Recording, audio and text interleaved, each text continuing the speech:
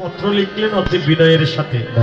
হে মহান্তগণ, আমার মহাপ্রভু এই অষ্টপ্রহর ব্যাপী হরিনাম সংকীর্তন যজ্ঞের আগে নিচন করেছেন। তোমরা সকলে কৃপা করে যথাসময়ে উপস্থিত হয়ে আমার মহাপ্রভুর এই হরিনাম সংকীর্তন যজ্ঞ কানা পূর্ণ করে দিও। এই বিনয়ের সাথে পত্র লিখে পত্র বাহক নির্ধারণ করলেন মুকুন্দ দত্তকে। দেখেন, যারা হরিনাম সংকীর্তনের যজ্ঞে নিমন্ত্রণ করে তাদের একটা স্বরূপ আছে, যে যে কার্য করবো তাদের প্রত্যেকের একটা স্বরূপ আছে।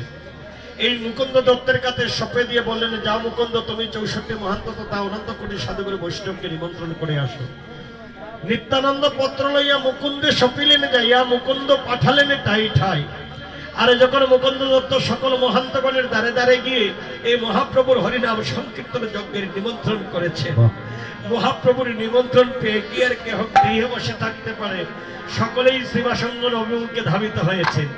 তারা সকলেই এসে কি করছেন? পদ প্রকাল আসিলেন মহান্ত, যত গণনা সে করে কত, অনন্ত মহান্তের অন্ত নাই। সকল মহান্তগণ অনন্ত কোটি সাধুগুরু বৈষ্ণব মহান্তগণ শ্রীবাসঙ্গনে উপনীত হয়েছেন। হয়ে কি করলেন? পদ প্রক্ষালন করি বসিলা গৌরাঙ্গ ভেরি। মহাপ্রভুকে অষ্টাঙ্গে প্রণতি জ্ঞাপন করে। দেখেন, আমরা যে প্রণাম করি ভগবানকে, 3 প্রকারে প্রণাম করা যায়। একটা হলো অষ্টাঙ্গে, একটা হলো পঞ্চাঙ্গে, একটা হলো ত্রয়ঙ্গে।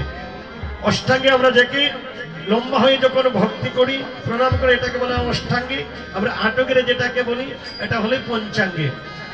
তবে মহাপ্রভুকে প্রণাম করার বিধান হলো অষ্টাঙ্গে। যদি আমি তাতে অপারগ হই আমি পঞ্চাঙ্গে, তাতেও যদি আমি অসমর্থ হই, অনেকের আমাদের দেহ বিরোধিতা করে দেহযন্ত্র দেয় না, আমি প্রণাম করতে পারি না, তাদের জন্য ত্রয়ঙ্গ। একেবারে অপারগ যারা, প্রণাম করতে হলে মহাপ্রভুকে বামে রেখে প্রণাম করতে হয়। শক্তি অর্থাৎ শক্তিকে যখন প্রণাম করবো ডানে রেখে করতে হয়। সাধুগুরু বৈষ্ণবকে সম্মুখে রেখে প্রণাম করতে হয়। এই মহান্তগণ এসে কি করলেন? মহাপ্রভুকে অষ্টাঙ্গে প্রণাম করে মহাপ্রভুর পদ প্রক্ষালন করলেন, চরণ ধৌত করে মহাপ্রভুর চরণামৃত আস্বাদন করলেন। পদ প্রক্ষালন করি বসিলা গৌরাঙ্গ ঘেরি, এবং চারিদিক থেকে মহাপ্রভুকে ঘিরে ঘিরে মহান্তগণ বসেছেন। বসে অনিমেষ নয়নে মহাপ্রভুর ওই চাঁদ বদন দর্শন করেছেন। আর যখনই মহান্তগণ মহাপ্রভুর চাঁদ বদন দর্শন করেছেন, মহাপ্রভুর ওই করুণার শাকমূর্তি ধারণ দর্শন করা মাত্র তাদের নয়ন দিয়ে অজরতারায় প্রেমবাড়ি বর্ষিত হচ্ছে। আর যখন এই ভক্তগণের নয়নে মহাপ্রভু সেই প্রেমবাড়ি দর্শন করেছেন, সবার নয়নের ধারা সজল নয়নে গৌরা আলিঙ্গনে করেন সম্ভাষণ। যখন ভক্ত ভগবানের জন্য কাঁদেন, ভগবান তখন নিজেকে ধরে রাখতে পারে না, সেই ভক্তের জন্য তিনিও কাঁদেন। ওই শ্রীবাসঙ্গনে আগত মহান্তগণে যখন মহাপ্রভুর বদন পানে তাকিয়ে তাদের নয়ন দিয়ে যখন প্রেমবাড়ি বর্ষিত হচ্ছে, তখন মহাপ্রভুর 2টি নয়ন দিয়ে ছলো ছলো করে যখন নয়ন বাড়ি নির্গত হয়েছে, তখন তিনি নয়নজল বিসর্জন দিয়ে আগত সাধুগুরু বৈষ্ণব মহান্তগণকে তিনি আলিঙ্গনে বরণ করে নিলেন। নিয়ে বললেন, হে মহান্তগণ, তোমরা আমার নিমন্ত্রণ পেয়ে এত দূর দূরান্ত থেকে কত কষ্ট করে এসেছো, তোমরা শুধু কষ্টই পাবে।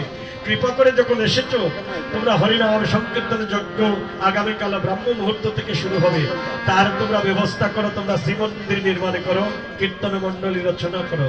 তখন তারা কি করলেন? অগরুপিয়া কদলির সারি গঙ্গা বলে